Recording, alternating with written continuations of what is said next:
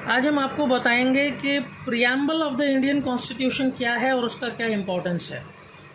तो देखिए, प्रियम्बल एक तरीके से कॉन्स्टिट्यूशन का कवर पेज है जिसमें हमारे संविधान की मूल भावना या कहना चाहिए जो आत्मा है संविधान की, उसको इंक्लूड किया गया है।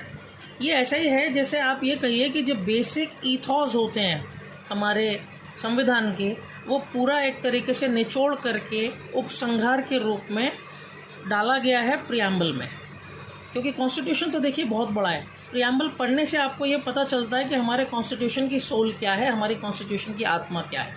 ठीक है, हम उसको पढ़ के आपको बताते हैं कि we the people of India having solemnly resolved to constitute India into a sovereign, socialist, secular, democratic republic and to ensure and to secure to its citizens justice, liberty, equality, fraternity. In our Constituent Assembly this 26th day of November 1949, do hereby adopt, enact and give to ourselves this Constitution. एक तरीके का आप ये देखिए कि ये एक तरीके का डिक्लेरेशन है जिसमें भारत के लोग ये कह रहे हैं कि हम अपने आप को 26 नवंबर 1949 को ये कॉन्स्टिट्यूशन अपने लोगों को दे रहे हैं। ठीक है, और इसमें कुछ शब्द इस्तेमाल किए गए हैं। We the people of India, हम भारत के नागरिक भारत को sovereign, socialist, secular, democratic republic बना रहे हैं और सिक्योर कर रहे हैं उसके सिटीजन्स के लिए जस्टिस, लिबर्टी, इक्वालिटी, फ्रेटर्निटी, और अपने आप को एक संविधान दे रहे हैं। तो जो शब्द इसमें इस्तेमाल हुए हैं इसका क्या मीनिंग है ये हम आपको बताते हैं।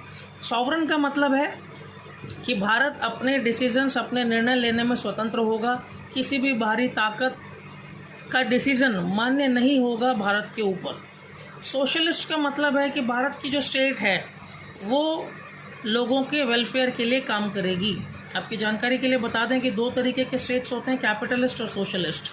कैपिटलिस्ट मतलब वो एक तरीके से बिजनेस को बढ़ावा देने के लिए काम करती है, दैट मीन्स उसका main M welfare of the people नहीं होता है। सोशलिस्ट स्टेट इसलिए रखा गया है कि हमारा मेन एम स्टेट का, नेशन का है welfare of the people. Secular का मतलब है कि स्टेट का कोई भी लेना देना धर्म से नहीं होगा, यानी स्टेट एक तरीके से स्टेट का अपना कोई धर्म नहीं होगा। तो ऐसा नहीं हो सकता कि कोई मान लीजिए हिंदू रिलीजन फॉलो कर रहा है तो स्टेट जो है वो अपने आप को हिंदू शो करे या किसी के ऊपर फोर्स करे, या इस्लाम फॉलो हो रहा है तो वो किसी के ऊपर फोर्स किया जाए। स्टेट का अपना कोई रिलीजन नहीं होगा, स्टेट सारे जो डिसीजंस लेगा वो रिलीजन से हट करके लेगा। डेमोक्रेटिक का मतलब है कि हमारे यहाँ डेमोक्रेसी फॉलो होगी और हमारे इंस्टीट्यूशंस जो हैं वो लोकतांत्रिक होंगे जिसमें लोगों की चलेगी। तो हमारे सारे इंस्टीट्यूशंस में स्पेशली जो संसद है आप देखिए उसमें इलेक्शन के थ्रू लोग जाते हैं। उसके बाद रिपब्लिक, रिपब्लिक का मतलब है हमारा अपना एक रिटन कॉन्स्टिट्यूशन है, this is the meaning of Republic. उसके बाद हम अपने लोगों के लिए इंश्योर करते हैं जस्टिस, जस्टिस का मतलब न्याय, सोशल, इकोनॉमिक और पॉलिटिकल, ये आपने इंश्योर किया है जस्टिस अलग अलग कोर्ट्स बना करके, जैसे आपने सुप्रीम कोर्ट बनाया, हाई कोर्ट बनाया, न्यायपालिका बना करके आपने जस्टिस इंश्योर किया है।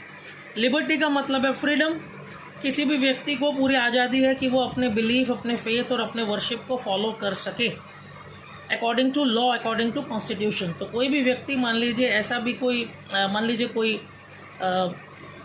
किसी भी कहना चाहिए मूर्ति के सामने सर झुका रहा है जो हमें पसंद नहीं है, लेकिन वो फ्री है अपने आप सर झुकाने के लिए। तो इंश्योर करता है लिबर्टी हमारा कॉन्स्टिट्यूशन।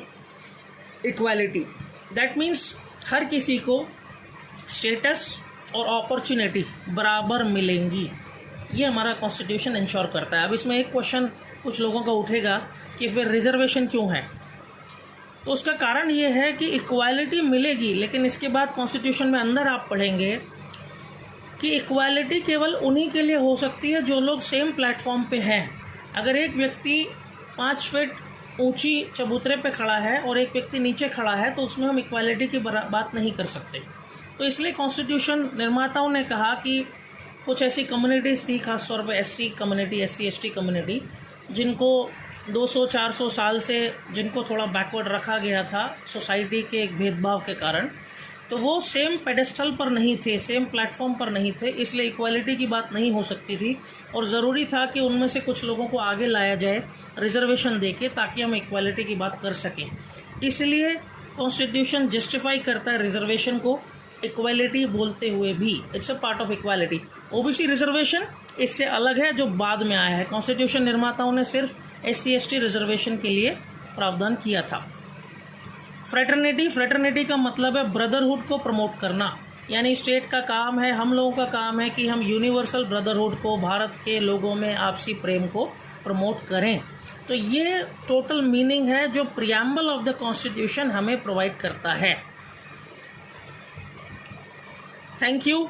और हम इसी कड़ी में आपको आगे कॉन्स्टिट्यूशन का 1 by 1 क्लासेस बताते रहेंगे सुप्रीम कोर्ट के जजमेंट के साथ। प्लीज़ आप लाइक करें और सब्सक्राइब करें संविधान के बारे में पूरी जानकारी के लिए।